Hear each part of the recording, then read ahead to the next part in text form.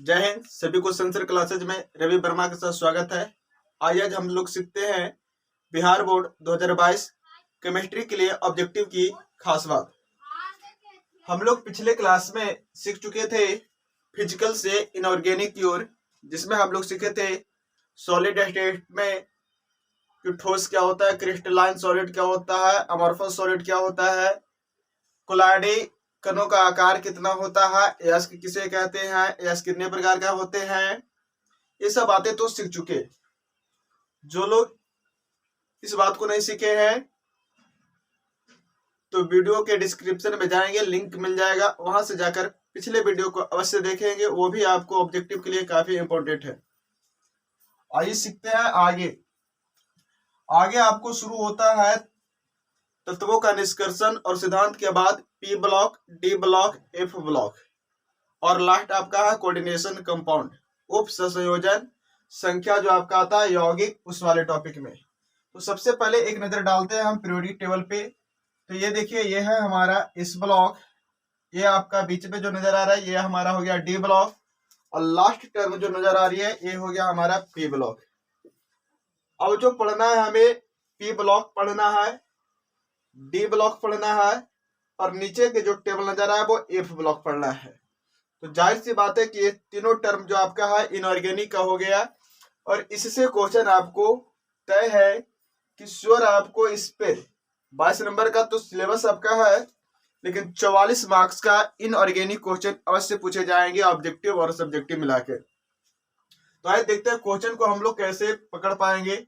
सबसे पहले तो वर्ग आपको याद रखना है कि फर्स्ट वर्ग में कौन कौन से तत्व हैं। फर्स्ट वर्ग में आपको याद होगा हलीना करेरप्सी फरियाद ट्रिक होता है, hydrogen, lithium, sodium, potassium, rubidium, caesium और फ्रांसिसियम का। दूसरा आता है बेटा मांगी, कारस्कूटर, वाफराजी, जिसमें मिल गया आपका बेरिलियम, मैग्नीशियम, कैल्शियम, एस्ट्रेशियम, बेरियम और रेडियम। थर्ड वाले में आपका आ गया जो है थर्ड से लेकर आपका मिलता है तीसरा से कहां तक, 12 तक। ये जो बीच का आपका है ग्रुप, इसको हम लोग डी ब्लॉक में जानते हैं। अब आते हैं ग्रुप और पीरियड होता क्या है। तो जो इसमें पड़ी लाइन है, याद रखना है, जो पड़ी लाइन है ये आपका रो वाला मिल रहा हॉरिजॉन्टल प्लेन में, ये हमारा पीरियड होगा। जो कॉलम में मिल रहा उसे हम लोग ग्रुप वर्ग कहते हैं। तो क्वेश्चन यहां से भी आता है आधुनिक आवर्त सारणी में। आधुनिक आवर्त सारणी में आवर्तों की संख्या कितनी है, तो 7। आधुनिक आवर्त सारणी में वर्गों की संख्या कितनी है, तो 18। आगे आपको सीखना है, दो ऑब्जेक्टिव यहां से पकड़ में आ गया। आगे आता है कि फर्स्ट वाले जो वर्ग है उसको तो हलीना करेरप्सी फरियाद, दूसरा आपका वर्ग है बेटे मांगे कारस्कूटर वाफराजी, इस पे याद कर लिए। आपका 13 नंबर जो पी ब्लॉक सबसे ज्यादा इंपॉर्टेंट है, सबसे लॉन्ग चैप्टर भी आपका आता है 8 मार्क्स का। यह है 13 बाल गंगाधर इंडियन तिलक, 14 आपका है काशी जी में शंकर पार्वती, 15 वाले वर्ग जो है इसको नाना पापा आगे सर बिहार में। आगे था 16 में है ओ सचिन सहवाग टीपो, 17 आ गया first class brother Indian army, 18 में हिलियम नियॉन आकर 0 रन पर आउट। तो ये आपका आ गया। अब इसमें क्वेश्चन आता है, आपको याद रखना है कि वर्ग पहला जो है वो क्षार धातु कहलाती है। क्वेश्चन आ जाएगा क्षार धातु कौन से वर्ग कहलाती है, तो वर्ग फर्स्ट जो है वो क्षार धातु कहलाती है। कौन से वर्ग मृदा क्षार धातु कहलाती है, कौन से वर्ग मृदा क्षार धातु कहलाती है, तो सेकंड का जो वर्ग है वो आपका बेटा मांगे कारस्कूटर वाफराजी, ये आपको मृदा क्षार धातु कहलाती है। वर्ग 17 से भी क्वेश्चन आपको उठते हैं, हाइलोजन फैमिली कहा जाता है इसे। और वर्ग 16 जो है वो हमारा आता है कलकोजन फैमिली, और वर्ग 15 जो है इसको हम लोग जहरीला फैमिली बोलते हैं, नाइट्रोजन वाले को, क्योंकि ये नाइट्रोजन फास्फोरस है वो ज्यादा क्रियाशील होता है। इस पे शॉर्ट क्वेश्चन जो आपको आएंगे वो कंपेरिजन करके आएंगे कि NH3 का क्वथनांक PH3 से ज्यादा होता है क्यों, H2O द्रव है जबकि H2S गैस है। फ्लोरीन की इलेक्ट्रॉन बंधुता जो है क्लोरीन से कम क्यों होती है, क्लोरीन की इलेक्ट्रॉन बंधुता फ्लोरीन से ज्यादा क्यों होती है, क्लोरीन फ्लोरीन की तुलना में ज्यादा अभिक्रियाशील है क्यों, आपको दे देगा। इसी में से आपको PCl3 ज्ञात है, PCl3 ज्ञात है जबकि NCl3 ज्ञात नहीं है। क्यों? PCl5 पाया जाता है जबकि NCl नहीं पाया जाता है। क्यों? इस टाइप का बहुत सारे आपको ऑब्जेक्टिव क्वेश्चन इस पे आपका सब्जेक्टिव पार्ट में बन जाते हैं। अब इसमें ऑब्जेक्टिव की मुख्य बात हम लोग याद कर रहे थे, तो जो टर्म आपका है तो आपको ब्लॉक याद रखना है। ब्लॉक किस ब्लॉक के तत्व होंगे वो, तो कहता है कि जब तत्व का अंतिम इलेक्ट्रॉन जिस उपकक्षा में प्रवेश करते हैं, जब तत्व का अंतिम इलेक्ट्रॉन जिस उपकक्षा में प्रवेश करते हैं उसे उस ब्लॉक का तत्व कहा जाता है। तो जैसे अगर वो S उपकक्षा में चला जाएगा तो S ब्लॉक का उपतत्व बनेगा। अगर P उपकक्षा में प्रवेश लेता है तो P उपकक्षा का P ब्लॉक हो जाएगा। D उपकक्षा में लेता है तो D ब्लॉक का तत्व हो जाएगा। F उपकक्षा में प्रवेश लेता है तो वो F उपकक्षा का तत्व कहलाएगा। ऊपर में इलेक्ट्रॉनिक विन्यास के लिए पार्ट दे दिया है कि यदि 1s तक ही जाकर वो रुक जाता है तो वो इस ब्लॉक में, यहाँ 2s तक जाता है फिर भी इस ब्लॉक में, अगर कोई P तक जाकर रुकता है P ब्लॉक 3s में जाएगा, S ब्लॉक 3p जाता है तो ये हो जाएगा हमारा P ब्लॉक। S में जाता है, S ब्लॉक D में अगर पार्टिसिपेट तक हो जाता है तो D ब्लॉक P में जाता है, P ब्लॉक S में जाएगा, S ब्लॉक। ये आपको याद हो गया। अब पढ़े होंगे SPDF, यही ब्लॉक होते हैं और यही उपकक्षक भी होते हैं। अब आता है क्वेश्चन कि किस उपकक्षक में कितने इलेक्ट्रॉन होते हैं। तो आप लोग पढ़े होंगे कि S उपकक्षक में 2 इलेक्ट्रॉन, P उपकक्षक में 6 इलेक्ट्रॉन और D उपकक्षक में 10 इलेक्ट्रॉन होते हैं और F उपकक्षक में 14 इलेक्ट्रॉन उपस्थित होते हैं। अब क्वेश्चन आ जाता है यहाँ से जो आपका D वाला है, D वाला A याद रखिएगा, जो हमारा 21 से 30 तक शुरू होती है। 21 से 30, 21, 22, 23, 24, 25, 26, 27, 28, 29 और 30। इसमें आपको क्वेश्चन पूछ देता है और इस वाले जो आपका पीरियड बन रहा है इसको सीरीज बोलते हैं। इसको क्या कहते हैं? सीरीज। तो कहता है कि ऊपर का तो फर्स्ट हो गया, फर्स्ट सीरीज हाइड्रोजन वाला, सेकंड हो गया आपका लिथियम बेरिलियम वाला, और ये आपका जो है एस्केडियम, ये कहां से शुरू होता है? तो ये आपको 3D से शुरू होता है, 3D से। तो 3D, 4D, 5D, 6D series तक आपको D ब्लॉक के तत्व होते हैं। तो एक क्वेश्चन और आपको बन गया, इस ब्लॉक का सामान्य इलेक्ट्रॉनिक विन्यास क्या होता है? इस ब्लॉक का सामान्य इलेक्ट्रॉनिक विन्यास क्या होता है? तो आपको याद रखना है, इस ब्लॉक का सामान्य इलेक्ट्रॉनिक विन्यास पूछ दे इस ब्लॉक का तो NH2 केवल होगा। यदि आपसे P ब्लॉक का पूछ दे तो NH2 NP126 हो जाएगा। यदि आपसे D ब्लॉक का पूछ दे तो NH2 NP6 N-1 D12 10 हो जाएगा। यदि आपसे F ब्लॉक पूछ दे तो NH2 NP6 N-1 D10 N-1 F12 14, ये F ब्लॉक का हो जाएगा। तो यहां से इलेक्ट्रॉनिक विन्यास पे क्वेश्चन आ गए। अब आता है आगे कि वर्ग कैसे याद रखेगा। क्वेश्चन बीच में उठा देगा कि सेलेनियम किस वर्ग का तत्व है, सेलेनियम किस उपवर्ग का तत्व है। तो यहां से क्वेश्चन वर्ग पर भी उठ सकता है और उपवर्ग पर भी उठ सकता है। तो यहाँ पर एक सिंपल सा मजेदार ट्रिक है, आपको याद रखना है। यहाँ 13 वर्ग 13 याद कैसे रखे? तो वर्ग 13 कहा इसको 13 बार बैगन आलू गाजर लाए। आगे कहता है 14 वाला को कैसे याद रखें? 14 तो काशी जी में शंकर जी जाके और पार्वती जी 14 दिन स्नान किए। 15 वाला को याद कैसे रखें? तो नाना है पापा जो है वो 15 दिन रह गए। 16 वाला तो 16 स्टाइल से टी शर्ट पहन लो। 17 वाला का 17 साल का first class brother Indian army बन गया। 18 वाला 18 हीलियम नियॉन आर्गन आकर 18 रन नहीं मारा, 0 रन पर आउट हो गया। ये आपको ट्रिक हो गया। अब यहां से अगर वर्ग आप याद कर लेते हैं कि कौन सा ग्रुप किस वर्ग में है, तो उपवर्ग बहुत ही आसान है। देखिए एक चीज कॉमन इसमें है कि 1 अगर सब में से हम गायब कर दें तो रोमन है जो यही बन रहा है 3 का A, ये बन गया 4 का A, 5 का A, 6 का A, 7 का A, 8 का A। यहां से ही क्वेश्चन आ जाता है। जैसे आपको पूछ दिया आर्गन किस उपवर्ग का तत्व है, तो सबसे पहले आर्गन को ग्रुप चेक करिए कि किस ग्रुप में है, आर्गन किस ग्रुप में है। तो आर्गन आपको मिल जाएगा हीलियम नियॉन आकर 0 रन पे आउट, 18 वाला पर आ गया। 18 का लास्ट में क्या है 8, तो ये हो जाएगा 8A। पूछ दिया सल्फर किस उपवर्ग का तत्व है, तो सल्फर कहाँ का है उपवर्ग, तो पहले ग्रुप चेक करिए किस में आ रहा है, तो सल्फर आ रहा है ओ सचिन सहवाग टिफो, ऑक्सीजन सल्फर सेलेनियम टेलेनियम और पोलेनियम, तो ओ सचिन सहवाग टिफो, इसी में बोले थे वो स्टाइल से टी शर्ट पहनो, कितने स्टाइल से 16 स्टाइल से, तो 16 का लास्ट चला गया 6, तो ये हो जाएगा 6 का ए। कोई पूछ दिया सिलिकन किस उपवर्ग में है, सिलिकन परमाणु संख्या 14 होती है, तब कैसे हम इसे याद रखेंगे सिलिकन को, तो सिलिकन जो है इसको याद रखना है आपको, काशी जी में शंकर पर्वती, तो काशी जी में शंकर पर्वती एक में आ रहा काशी, सी से सिलिकन आ गया, काशी कितने दिन 14 दिन स्नान किए, तो लास्ट में 4 है 4 का ए, ये हमारा उपवर्ग यहां से निकल जाएगा। फिर से आपको पॉइंट टू पॉइंट चलते चलते याद करवा दे, पहला वर्ग जो है क्षार धातु बन जाएगा, दूसरा वर्ग जो है मृदा, तीसरा आपका 13वां वर्ग जो है वो बनता है मुद्रा धातु, 14वां वर्ग कार्बन, 15वां वर्ग को जहरीला फैमिली, 16वां वर्ग को कैल्कोजन, 17वां वर्ग को हेलोजन, 18वां वर्ग को अक्रिय कहते हैं।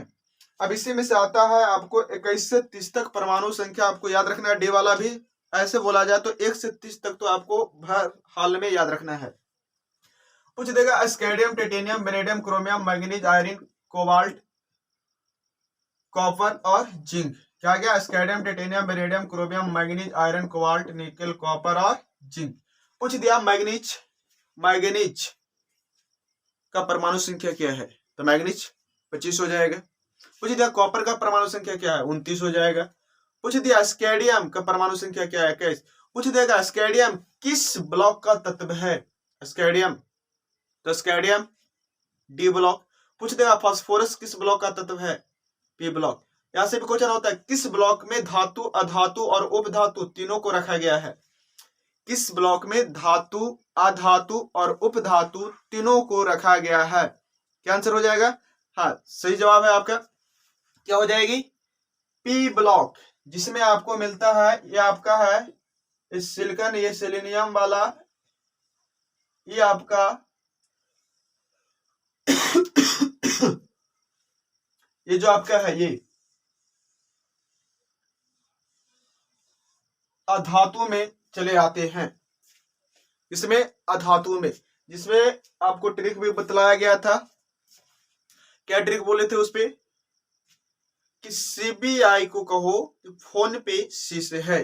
पूछे थे अधातु कौन है, तो सीबीआई को कहो कि फोन पे सी है, इतना आप याद रखिएगा। सीबीआई का मतलब carbon, boron, iodine, fluorine, oxygen, nitrogen, silicon, sulphur, ये सब जो है वो अधातु है। अधातु निकालने के लिए एक ट्रिक और बतलाई गई होगी आप लोग को, वो क्या आता है आप वो याद रखिएगा।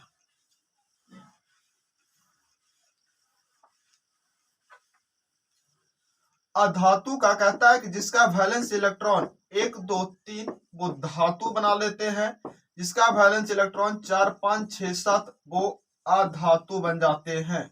उपधातु तो आपको याद रखना पड़ेगा।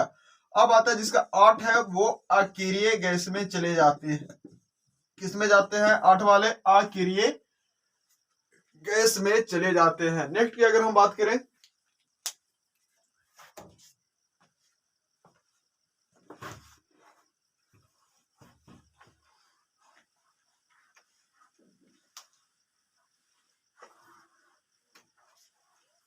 तो ये था आपका पी ब्लॉक। इसी पे भी और क्वेश्चन आता है, इस पर आपको आ जाता है कि आकार कैसा होगा, तो अब इसके लिए थोड़ी सी समझनी होगी आपको बॉन्डिंग को, बॉन्डिंग टर्म को समझना होगा, बंधन को, और बंधन में पढ़े होंगे कि एक है वैद्युत संयोजक, एक है वैद्युत संयोजक और दूसरा है सहसंयोजक, दूसरा है सहसंयोजक। वैद्युत संयोजक में पढ़े होंगे कि इलेक्ट्रॉन का त्याग या इलेक्ट्रॉन का ग्रहण होता है, जो इलेक्ट्रॉन को त्याग करते हैं वो कटायन अर्थात धन आयन बनते हैं, जो इलेक्ट्रॉन ग्रहण करते हैं वो ऋण आयन बनते हैं। तो इसमें पॉजिटिव और निगेटिव टर्म आ गया, ये वैद्युत संयोजक हो गया। जिसमें इलेक्ट्रॉन की साझेदारी होती है कि एक इलेक्ट्रॉन लिए तो एक इलेक्ट्रॉन देंगे, 2 इलेक्ट्रॉन लिए हैं 2 इलेक्ट्रॉन देंगे, 3 इलेक्ट्रॉन लिए 3 इलेक्ट्रॉन देंगे। तो इस बंधन को हम लोग सहसंयोजक बंधन कहते हैं। और इसी के आधार पर आपको ऑर्गेनिक का पूरा बेस आधार है। कहा कि ऑर्गेनिक कंपाउंड जो है, कंपाउंड बोला ही जाता है यौगिक जब बनता है जब दो तत्व आपस में संयोग करते हैं। संयोग का मतलब है या तो इलेक्ट्रॉन लिए होंगे या दिए होंगे, या केवल लिए होंगे या केवल दिए होंगे, यही कंडीशन हो सकती है। अब आते हैं यहां पर, क्या समझना है कि जो हाइड्रोजन बॉन्ड है, ये पिछले क्लास में बतलाया गया कि हाइड्रोजन बॉन्ड सिर्फ फोन में लगता है। फोन का मतलब फ्लोरीन, ओ का मतलब ऑक्सीजन, और एन से हो गया नाइट्रोजन। ये आपको याद रहेगा। आगे अगर हम ऑब्जेक्टिव की बात करें तो आगे आपको याद रखना है कि अम्ल और क्षार पे दे देता है। अम्ल, एक क्वेश्चन अम्ल पे भी दे देगा। तो अम्ल में ट्रिक आपका है अनिल। अनिल, अनिल से क्या याद रखना है? अनिल से आपको याद रखना है कि जो आ से हो गया अम्ल, आ से अम्ल, अम्ल जो है वो नीले लिटमस पत्र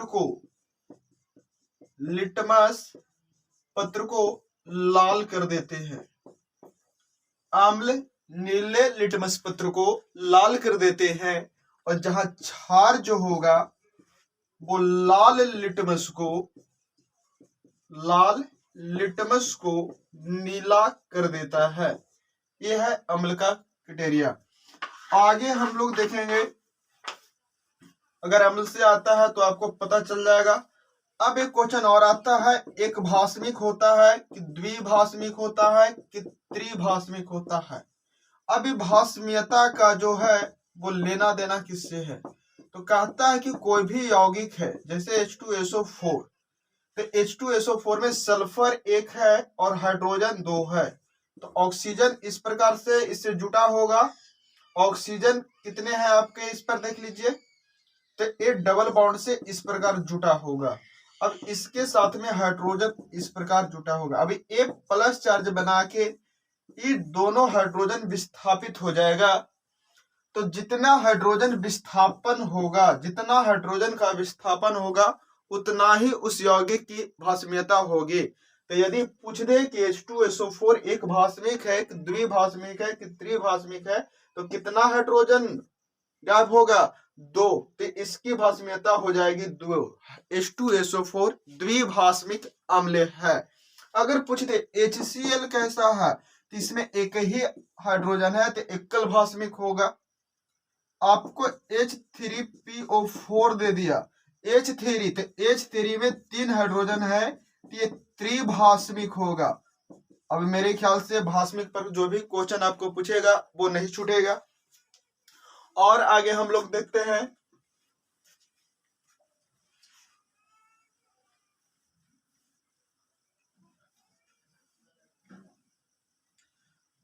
और आपको क्वेश्चन आता है आप ऑर्गेनिक टर्म से। देखिए ऑर्गेनिक टर्म से क्वेश्चन क्या है, तो ऑर्गेनिक टर्म में सबसे पहले तो आपका है फंक्शनल ग्रुप। ए आपको याद रखना है, जिसको हम लोग बोलते हैं क्रियाशील मूलक।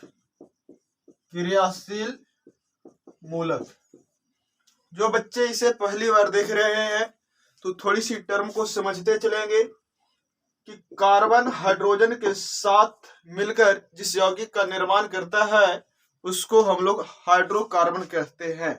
अब इलेक्ट्रॉनिक विन्यास के आधार पर पढ़े कि कार्बन, इसके पास 4 गो संयोजी इलेक्ट्रॉन होते हैं, हाइड्रोजन के पास ये इससे बॉन्डिंग बना लेगा।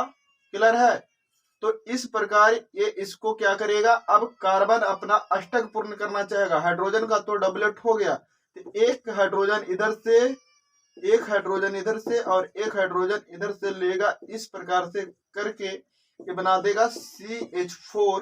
तो CH4 मिथेन जो है आपका सबसे सरलतम हाइड्रोकार्बन है, ये भी आपको याद रखना है। मिथेन सबसे सरलतम हाइड्रोकार्बन है। इसी मीथेन को मार्स गैस भी कहा जाता है। इसी मीथेन को मार्स गैस भी कहा जाता है। अब कहता है यहाँ पर क्रियाशील मूलक, तो किसी भी कार्बनिक यौगिक की जो पहचान करने के लिए जिस चिन्ह का हम लोग उपयोग करते हैं उस साइन को हम लोग फंक्शनल ग्रुप कहते हैं। वो यौगिक किस टाइप का होगा, अल्कोहल होगा कि फिनॉल होगा कि ईथर होगा कि कीटोन होगा कि कार्बोजेलिक एसिड होगा कि एमाइड होगा कि नाइट्रो होगा कि एमीन होगा।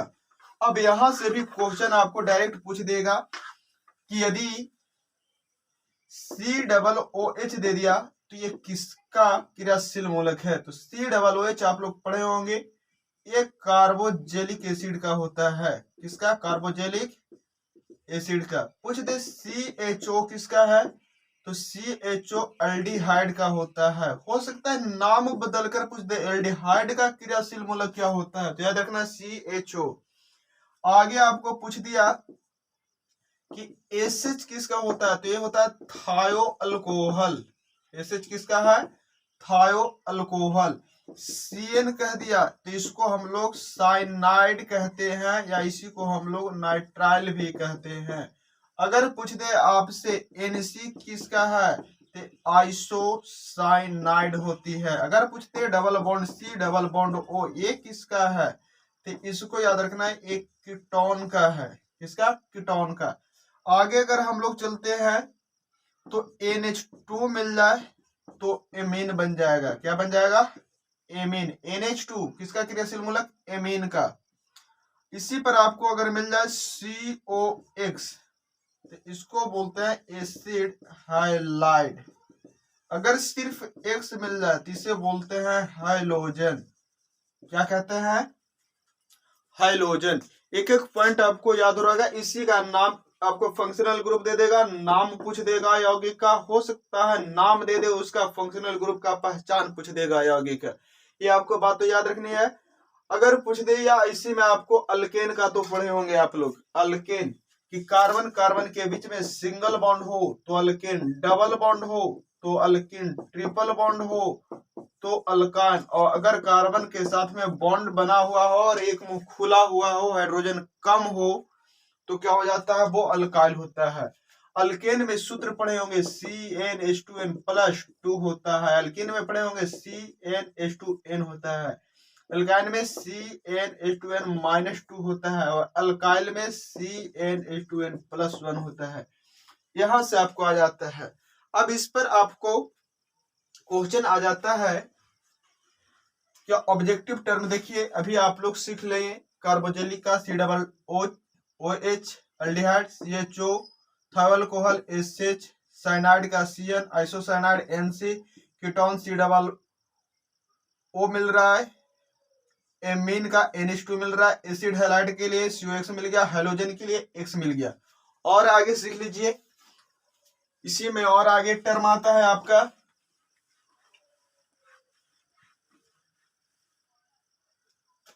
कि किसी में OH मिल गया, सिर्फ OH, तो ये तो अल्कोहल हो ही गया। क्या हो गया? अल्कोहल। अब ये हम लोग जानते हैं।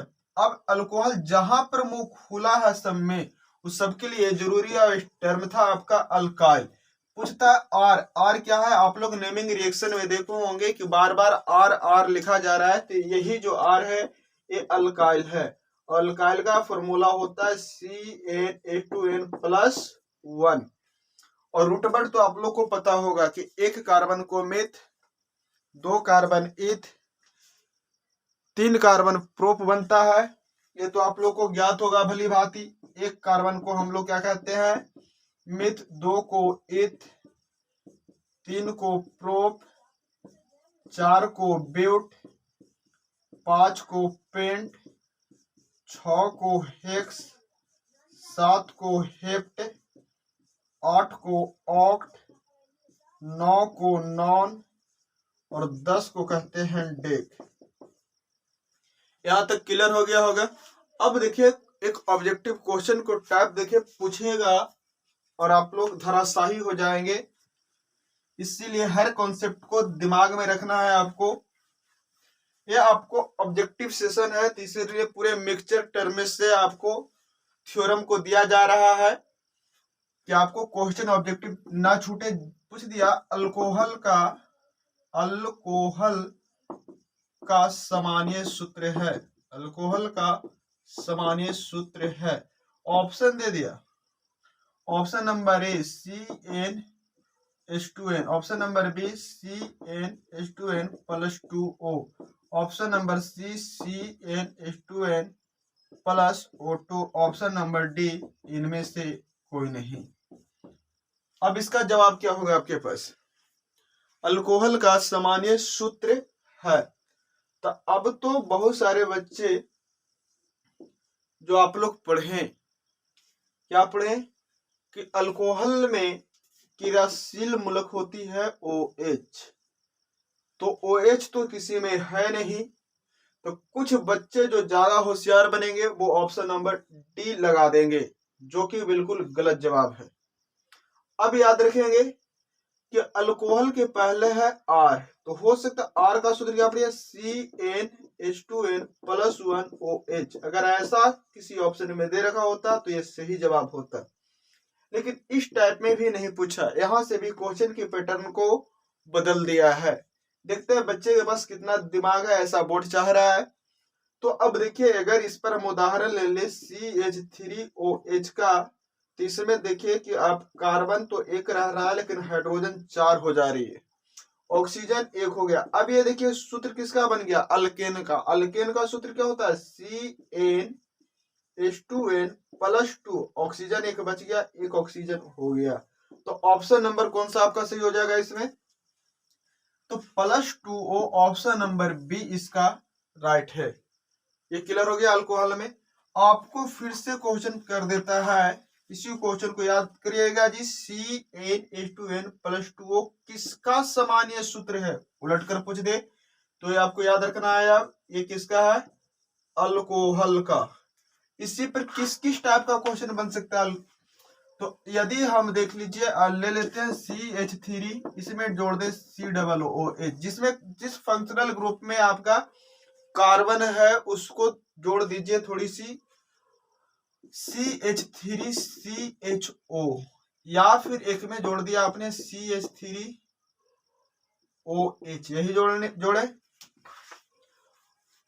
अब जोड़ सकते हैं और किसी में जोड़ सकते हैं, जैसे CH3NH2 जोड़ दिए। तो देखते हैं कौन कौन टाइप बन पाता है। तो ये तो देख रहे हैं कि ये जो है कार्बोजेलिक एसिड में जा रहा है, इसमें कार्बोजेलिक में ये जा रहा है अल्डिहाइड में, इसमें चल जा रहा है अल्डिहाइड में। ये किसमें जा रहा है? अल्कोहल वाले फॉर्म में। और ये मिल रहा है आपको एमीन वाले फॉर्म में, कि अल्केनामीन बनेगा। अब यहां पर पकड़ना है कि इसमें कार्बन कितने हुए? तो कार्बन हो गए 2, हाइड्रोजन कितने हुए? हाइड्रोजन हो गए 4, ऑक्सीजन कितने हो गए? ऑक्सीजन हो गए 2। तो यहां से सूत्र के एक किसका सूत्र है? C2H4 दुगना फॉर्म, तो CnH2nO2 किसका सूत्र बन गया? कार्बोजेलिक अम्ल का। CnH2nO2 किसका सूत्र बन गया? कार्बोजेलिक का। अल्डिहाइड में चेक करेंगे तो कार्बन हो गया 2, हाइड्रोजन हो गया 4, ये हो गया 1। तो ये फिर से देखिए बन गया CnH2nO, किसका सूत्र है? तो ये है एल्डिहाइड का। यहां से क्वेश्चन हो जा रहा है। अल्कोहल में तो आपको देख लिया यहां से कि ये बन जा रहा है CH4O, तो यहां से हो गया CnH2n प्लस 2O, ये हो गया अल्कोहल का। एमीन में देखिए तो कार्बन तो 1 है, हाइड्रोजन 5 है, हाइड्रोजन कितने हो जा रहे हैं? 5, और ई एन रह जा रहा है। तो ई हमारा किस फॉर्म पे आ गया? फिर से आ गया CnH2n प्लस 1 एन करके दे सकता है इसे। तो प्लस 1 है, यहाँ 1 है, और ये कितना है? 5 गुना। तो Cn और हाइड्रोजन कितना गुना? 5 गुना, तो 5 गुना हो जाएगा तो 5 गुना, अगर ये 2 होता है दूसरे वाले पे देख लो कि अगर हम दे लेते हैं, देख लीजिए अभी इस टर्म को देखिएगा, ये सूत्र अभी ये वाला गलत हो रखा था, इस टर्म को समझिए कैसे बन रहा है, जो CH3 CH2 यहाँ पर फिर से ले लेते हैं NH2, तो यहाँ पर कार्बन कितने हो गए, कार्बन हो गए 2, हाइड्रोजन कितने होते हैं, जो जोड़िए 3 2 5 और 2 7, 2 7, फिर से बच रहा N, तो 2 का दुगना 4, 2 का दुगना 4 हो गया, 4 में कितना अधिक है 3, तो ए वाले फॉर्म नहीं बन रहा है, तो एमीन आपको नहीं पूछेगा बदल कर, हाँ अल्कोहल पूछ सकता है, क्या कि ये CnH2n वाले टर्म पे आ गए हैं। अल्डिहाइड बदलकर पूछ लेगा, कार्बोक्सिलिक अम्ल बदलकर पूछ लेगा। तो यहां से ये टाइप आपको समझ में आ गया होगा। आगे सीखते हैं कि इसमें जो सिग्मा बॉन्ड होती है और पाई बॉन्ड होती है और सहसंयोजक, इसको भी देख लीजिए, थोड़ी सी पूछ देता है कि हाइब्रिडाइजेशन क्या होती है, प्रसंस्करण क्या होती है। इस टर्म को समझ लेंगे तो आपको 1 नंबर यहां से भी पक्का हो जाएगा। जैसे आप पढ़े कि सिंगल बॉन्ड जो होती है, डबल बॉन्ड होती है और ट्रिपल बॉन्ड होती है। ये होता है एन फैमिली में, ये होता है इन में, ये होता है आयन में। एन इस सिंगल बॉन्ड में एक सिग्मा नो पाई, एक भी पाई बॉन्ड नहीं होती है। इसमें क्या होता है, एक सिग्मा और एक पाई बॉन्ड होती है। ट्रिपल में पढ़े होंगे एक सिग्मा और 2 पाई बॉन्ड होती है, एक सिग्मा और 2 पाई बॉन्ड। अब इस पर आपको याद रखना है कि जो हाइब्रिड ऑर्बिटल के नंबर यदि 2 हो, 3 हो, 4 हो, 5 हो, तो जो हाइब्रिडाइजेशन है, हाइब्रिडाइजेशन प्रसंस्करण है, अगर हाइब्रिड ऑर्बिटल नंबर जो है ई कैसे निकलता है, इसको निकालने का 2 तरीका है। एक तो होता है sigma bond plus lone pair, lone pair, तब A2 अगर HON आता है तब होगा Sp, अगर 3 आ गया तो Sp2, 4 आ गया Sp3, 5 आता है Sp3D, 6 आ जाता है Sp3D2। ये हमारा हो गया हाइब्रिडाइजेशन का रूल। अब यहां पर समझना है कि HON हो रहा है क्या, तो जैसे कोई बॉन्ड बनाता है, जैसे हमने ले लिया HCl, तो हाइड्रोजन के पास 1 इलेक्ट्रॉन है और क्लोरीन के पास है 7, कितने हैं, तो ये इसके साथ में बॉन्डिंग बना लेगा, तो ये कहलाता है बॉन्ड पेयर। और जो इलेक्ट्रॉन बॉन्डिंग में भाग नहीं लेते हैं उसे कहते हैं हम लोग लोन पेयर। ये क्लियर हो गया, जो इलेक्ट्रॉन बॉन्डिंग में भाग नहीं लेते हैं उसे लोन पेयर। तो कहता है सिग्मा बॉन्ड कहाँ आता है, तो एक सिंगल बॉन्ड है तो एक सिग्मा होगा, तो इसमें एक सिग्मा मिल गए। लोन पेयर की संख्या 1 2 3, पेयर का मतलब जोड़ा होता है, 1 2 3, यहां से 3 गो हो गया हमारा लोन पेयर, 3 और 1 कितना हो गए 4, तो 4 वाला का हाइब्रिडाइजेशन क्या होगा, तो इसका आंसर हो जाएगा Sp3। अब उसी प्रकार से एग्जांपल समझेंगे। अब क्वेश्चन है मीथेन में कार्बन का प्रसंस्करण क्या होगा, तो कार्बन अकेला हाइड्रोजन 4 को इस प्रकार का बॉन्ड बना लेगा। तब इसमें देखिए कि ये सब बॉन्ड है और कार्बन के वायतम कक्षा में एक ही इलेक्ट्रॉन होते हैं। कार्बन के वायतम कक्षा में कितने इलेक्ट्रॉन, 1 इलेक्ट्रॉन। तो यहां से क्या मिल जाएगा कि इसमें जो सिग्मा बॉन्ड है वो हो जाएंगे 4 और लोन पेयर हो जाएंगे 0। तो टोटल कितना HON निकल गया, हाइब्रिड ऑर्बिटल नंबर ये निकले 4, तो प्रसंस्करण हो जाएगा Sp3। अब एक क्वेश्चन और पूछता है बेंजीन में कार्बन का प्रसंस्करण क्या होगा। बेंजीन में चेक कर लीजिए, तो बेंजीन में क्या होगा, तो बेंजीन का सूत्र होता है C6H6। तो इसमें कार्बन हम लोग इस प्रकार से लेते हैं और ये जो है हाइड्रोजन से इस प्रकार अटैच होता है।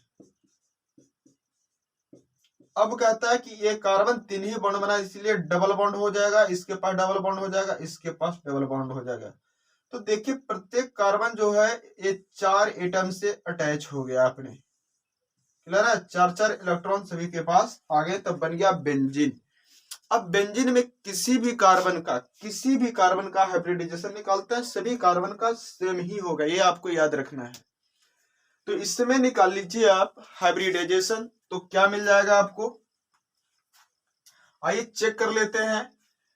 तो आप यहां पर देखेंगे कार्बन जो है यहां पर एक सिंगल है, एक डबल है, एक सिंगल है। तो सिग्मा बॉन्ड किस में होते हैं, तो सिग्मा तो तीनों में आ गया, तो सिग्मा बॉन्ड की संख्या हो गई 3, लोन पेयर कितने हो गए 0। तो 3 वाला का हाइब्रिडाइजेशन क्या पढ़े हैं, sp2। तो ये जो कार्बन है sp2 से क्या होता है, हाइब्रिडाइज्ड होती है। अब इसी में कहता है किसी यौगिक में आपको सिग्मा बॉन्ड पूछ दे तब कैसे निकालना है, तो अब गिन रहे हैं। क्वेश्चन पूछ दिया यही जो हमारा क्या था, बेंजीन था, ये बेंजीन वाले टर्म को समझिए। ये इस प्रकार से हम लोग लिए कि इधर से हमारा हाइड्रोजन टर्म था कार्बन से अटैच, इस पर एक क्वेश्चन और आपको बदलकर पूछ दे कॉन्सेप्ट में, तो याद रखिएगा क्या होगा। पूछ दिया टोटल सिग्मा बॉन्ड कितना होगा, टोटल सिग्मा बॉन्ड, तो सिग्मा बॉन्ड कुल कितना है जो काउंट कर लीजिए। तो एक तो यहां हो गया, 6 गो तो इधर से आ रहा है, 6 गो बाहर है, तो 6 कार्बन ऐसे आपका आ रहा है, कितने, तो 6 देखिए यहां पर carbon carbon carbon carbon carbon carbon, तो यहां से शुरू करिए 1 2 3 4 हो गया, 5 और 6, कितने बॉन्ड बने, एक बने, 2 बने, 2, डबल में भी एक ही होता है, तो 2 और 1 3 हो गए, एक यहाँ हो गए, 2 यहाँ हो गए, 3 इस हाइड्रोजन के पास, इसके पास 4, इसके पास 5, इसके पास 6, इसके पास 7, इसके पास 8, इसके पास 9, इसके पास 10, और इसके पास जाइएगा तो कितना हो जाएगा 11, और यहाँ आप काउंट कर लीजिएगा कितना हो जाएगा 12। फिर से काउंट कर लीजिए तो कितना आ रहा है, सिग्मा बॉन्ड काउंट करने आ गया आपको। बेंजीन में एक क्लोज सर्किल में, अगर ओपन में देख लेते हैं, पूछ दिया आपको C2H6 में कितने सिग्मा बॉन्ड है, तो कार्बन 2 है, हाइड्रोजन 6 है, तो ये आपको इस प्रकार स्ट्रक्चर हो जाएगा।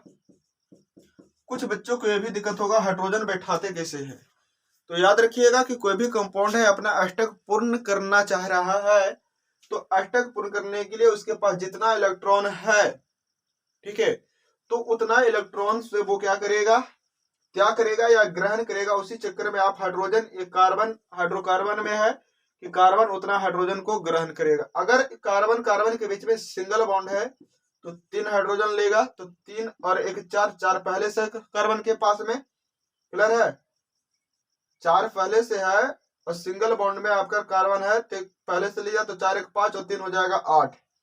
अगर डबल बॉन्ड है तो 2 हाइड्रोजन लेगा, ट्रिपल बॉन्ड किसी कार्बन कार्बन के बीच है तो 1 हाइड्रोजन लेगा, अगर जोड़कर 4 बॉन्ड आता है तो एक भी हाइड्रोजन नहीं होंगे, और ऐसे 4 बॉन्ड कभी कार्बन बनाता नहीं है, क्योंकि वो फिर आगे डिस एसोसिएशन होकर के फिर से वो बॉन्डिंग क्या होती है, टूट जाती है, जिसके कारण वो चतुर्थ बंधन में वो नहीं बन पाता है। तो यहाँ पर क्या हो जाएगा, हाइब्रिडाइजेशन की हम लोग बात कर रहे थे, तो देखेंगे कितना हो गया, 1 2 3 4 5 6 और 1 7, तो इसमें आ गए 7। अगर हम लोग दूसरे कंपाउंड में चेक करते हैं, दे दिया आपको C7H15 में कितने होंगे, तो इसमें चेक कर लीजिए, 1 2 3 4 5 6 और 1 7, हाइड्रोजन 15 डालना है, तो 1 2 3 4 5 6 7 8 9 10 11 12 13 14 1 15, कितने बॉन्ड बने गिनिए, 3 यहाँ हो गए, 4, 4 2 6 7 2 9 1 10 2 12 1 13 2 15 1 16 2 18 1 19 और 2 21, कितना हो रहा है 21। अब एक मजेदार ट्रिक सुनिए, इस कॉन्सेप्ट को जानिएगा। सिग्मा बॉन्ड अगर सिंपल सा कंपाउंड देता है, निकालना बहुत ही आसान है। देखते के साथ आप आंसर बोलेंगे इसमें इतना सिग्मा बॉन्ड होगा। तो 15 और 7 कितना होता है 22, इसमें सिग्मा बॉन्ड जोड़कर कितना आया 21। इसमें देखिए 6 2 कितना होता है 8, सिग्मा बॉन्ड कितना आया है 7। तो जितना यहाँ एटम का योगफल होगा उसमें से एक घटा लीजिएगा, वो आपका सिग्मा बॉन्ड होगा, अर्थात उतना वो सहसंयोजक बंधन से जुड़ा होगा। अगर कंपाउंड में पूछ दिया इसी प्रकार से, आपको क्या पूछ दिया कि C8H18 में कितने सिग्मा होंगे, तो आपका आंसर होगा 18 8 26 में से एक जाएगा, इसमें 25 गो सिग्मा बॉन्ड होंगे। कितने हो जाएंगे 25। तो ये कुल सिग्मा बॉन्ड आपसे पूछे तो निकालने के लिए आ जाएगा। एक वो पूछेगा फिर भी आपका किसी एक कार्बन का पूछेगा, वहां पर भी आपको निकालने आ जाएगा। तो ये हाइब्रिडाइजेशन से संबंधित जो समस्या है आपकी, ये मेरे ख्याल से सोल्व हो गई होगी। आगे देखते हैं हम लोग।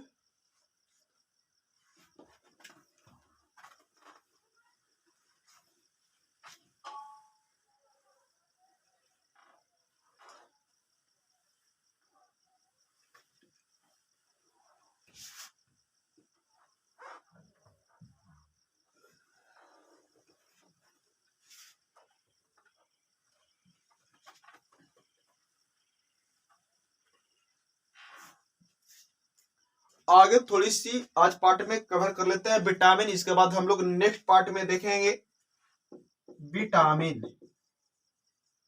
विटामिन की इस पार्ट को, इससे भी एक आध क्वेश्चन आपको आ सकता है। तो विटामिन कहता है कि जो हमारे जीवन के लिए महत्वपूर्ण उपयोगी है, और विटामिन का आपका दो कैटेगरी है, वसा विलेय और जल विलेय। एक होता है वाटर सोल्यूबल, एक होता है फैट सोल्यूबल। अब कहता है वसा में कौन विलेय है और जल में कौन है।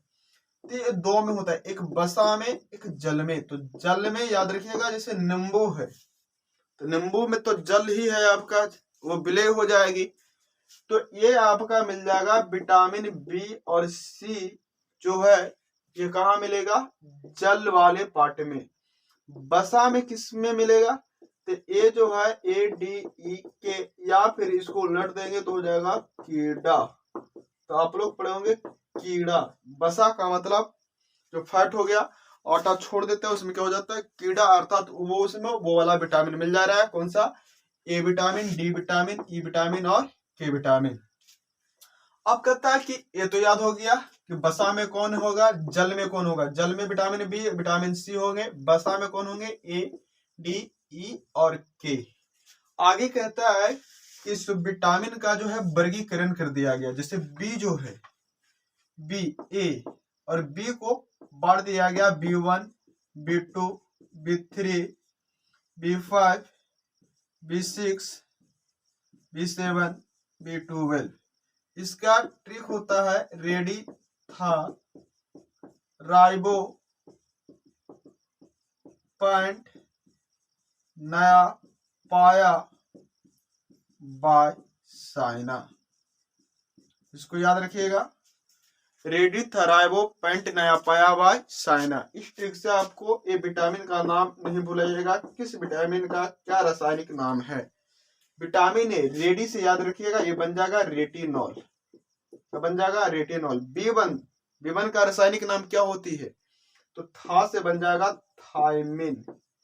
B2 राइबो से बन जाएगा राइबोफ्लेविन, राइबोफ्लेविन। पेंट से बन जाएगा पेंटाथोनिक अम्ल। नया से बन जाएगा नियासिन। पाय से बन जाएगा पायरिडॉक्सिन, पायरिडॉक्सिन। बाय से बन जाएगा बायोटिन और साइना से बन जाएगा साइनोफिलिन। कोबालमिन। तो ए तो हम लोग याद रख लिए, ए और बी का जो भी कॉम्प्लेक्स है, ए विटामिन ए का रासायनिक नाम, रेटिनॉल B1 का रासायनिक नाम, थायमिन B2 का रासायनिक नाम, राइबोफ्लेविन B3 का रासायनिक नाम, पेंटाथोनिक B5 का रासायनिक नाम, नियासिन B6 का नाम, पायरिडॉक्सिन B7 का नाम, बायोटिन B12, साइनोकोबाल्मिन। क्वेश्चन पूछ दिया साइनोकोबाल्मिन किस विटामिन का नाम है। जैसे विटामिन आता है आप ये वाला याद रखिएगा, रेडिथाराइबो पैंटनेपायाबाई साइनोकोबाल्मिन B12। अब कहता है साइनोकोबाल्मिन ये किस तत्व में पाए जाते हैं, तो याद रखिएगा जो कोबाल्ट आपका है उसमें साइनोकोबाल्मिन पाए जाते हैं, कोबाल्ट में।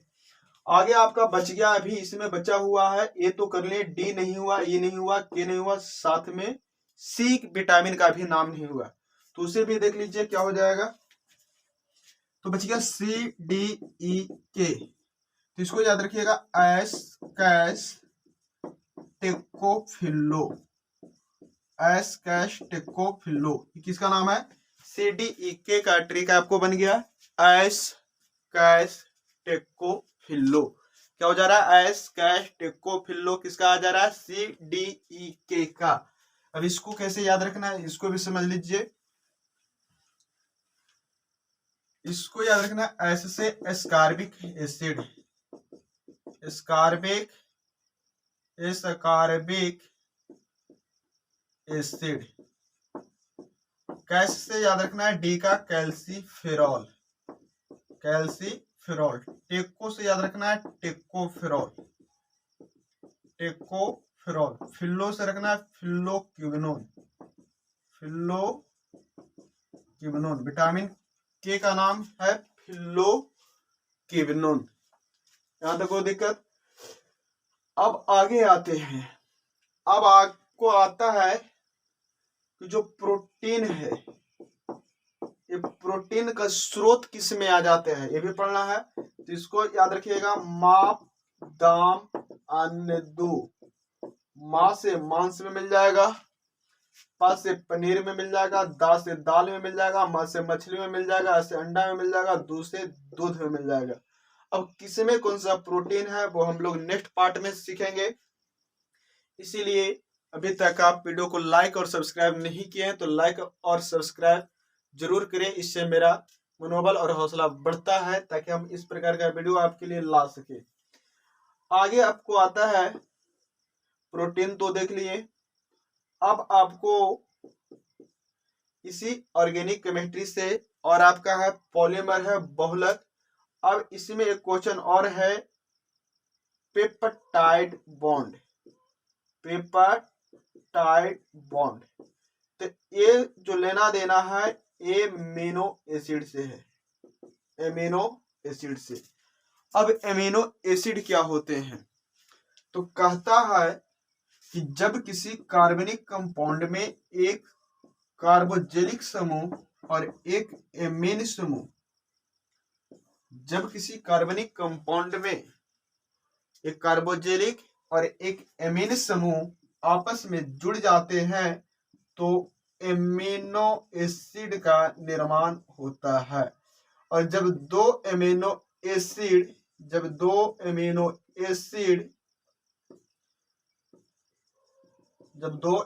एसिड आपस में जिस बॉन्ड के द्वारा जुड़ते हैं उस बॉन्ड को पेप्टाइड बॉन्ड कहते हैं।